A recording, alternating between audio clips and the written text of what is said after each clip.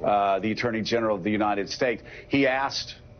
Donald Trump asked several years ago, where's my Roy Cohn? Well, guess what? He's found him, because Roy Cohn, Attorney General Roy Cohn, after the Mueller report came out, quickly mischaracterized what happened and the conclusions of the Mueller report, so much so that Mueller called him up and expressed his concern at that. And then yesterday, you have, it's incredible, you have the Attorney General of the United States and a hand-picked prosecutor not acting as legal guardians of our Constitution, legal conservators. You actually have them acting as basically a latter-day Scaramucci, or a latter-day Sarah Huckabee Sanders, where they aren't officers of the court.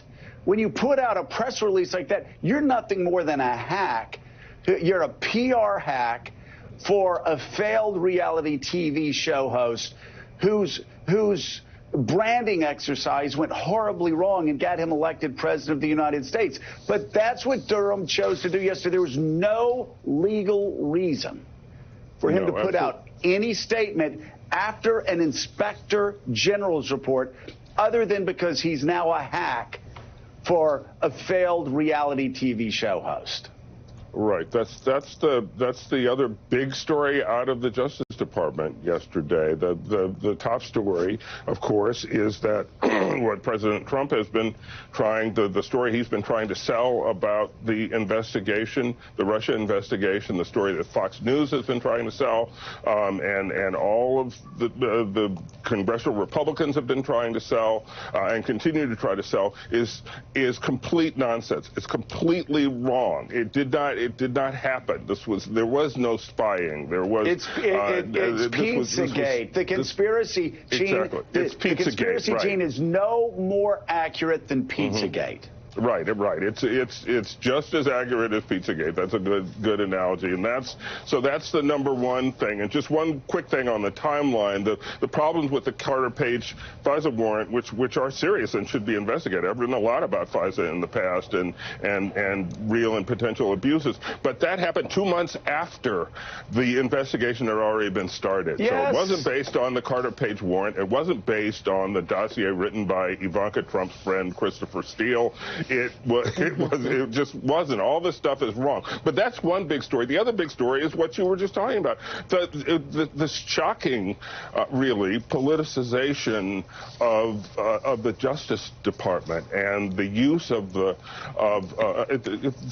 the Attorney General and a sitting U.S. attorney to act in this nakedly political way on the day that the Inspector General report comes out, and to rush out these statements that are clearly designed for the political arena, clearly designed to give political cover. It's hardly a fig leaf, but some political cover to President Trump is truly shocking, and I think Americans should be appalled. Well, and Willie, the outrageousness of it all, again, all of Donald Trump's lies, all of his conspiracy theories laid bare, and as Gene said, the conspiracy theories about the FISA warrant can be and Carter Page, and that's starting the investigation, can be disproven by a 3-second look at a timeline. The same thing with the Steele dossier. It doesn't match up. The timeline, it just doesn't match up. But in this case of Durham, I mean, we know Barr will do anything for Donald Trump. He's his Roy Cohn. He's his hack. We know that. He's already committed perjury before Congress. I'm surprised somebody hasn't moved to disbar him, because he really should be disbarred. And we'll see if Durham should be disbarred as well. It's happened before. Bill Clinton got disbarred for perjury. And we'll see if these men continue doing what they do. Perhaps they'll be disbarred too, and perhaps justice they will be met with the justice they deserve. But with Durham, Willie, he rushes a statement out.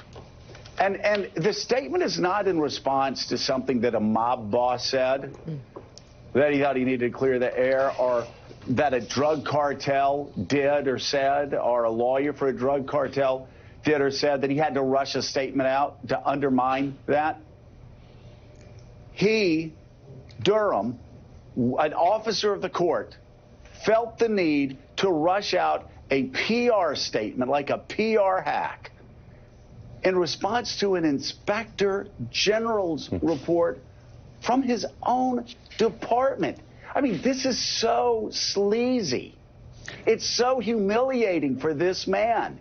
I mean, how low is he? Is he going to be smoking cigars with Rudy Giuliani and drinking wine with Rudy Giuliani at some Donald Trump, like, gold-plated club in the near future? Why would anyone shame themselves like this?